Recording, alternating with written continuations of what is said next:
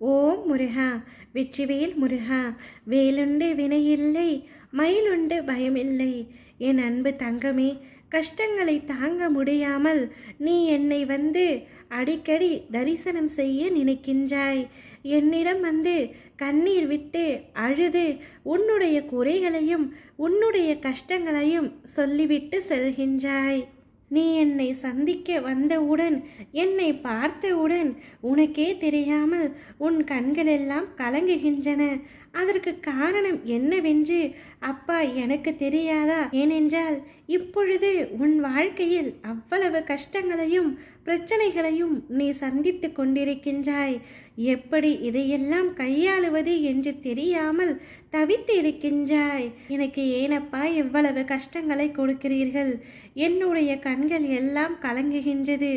ஒரு சில நாட்களாக பிரச்சனை என்னை துன்புறுத்துகின்றது என்று என்மேல் நீ சற்று கோபமாகவும் இருக்கின்றாய்.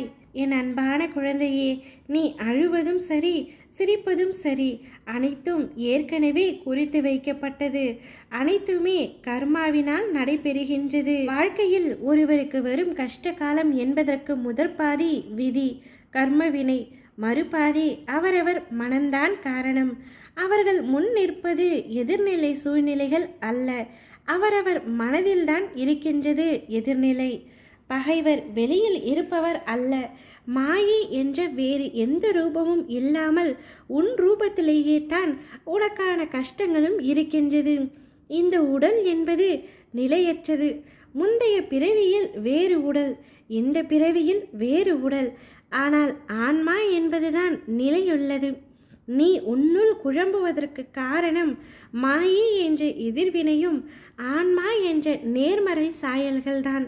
நல்லதை உன் மனதில் யோசனையாய் செலுத்தும் பொழுது ஆன்மாவிடம் மாயை என்ற ரூபம் சண்டையிடுவதுதான் மனப்படும் வேதனை.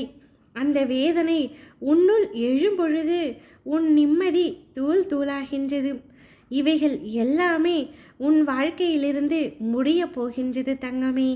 சூரியனின் வெளிச்சம் பட்டு அகண்டம் எப்படி ஜொலிக்குமோ அதே போல என்னுடைய பேரொளி பட்டு நீ ஜொலிக்கப் போகின்றாய். என்னுடைய தரிசனத்தை முழுமையாக நீ பெறப்போகின்றாய். உன் மனம் நிம்மதி, சந்தோஷம் என வாழப்போகின்றாய். எல்லா எதிர்மறை சூழ்நிலைகளையும் நீ வென்று வந்துவிட்டாய். இனி எல்லாமே உனக்கு நல்லதாகவே அமையப் போகின்றது. உன் மனம், எண்ணங்கள், செயல்கள், பாதைகள் நல்லதாக என் சாயலில் இருந்து அமையப் போகின்றது உனக்கு.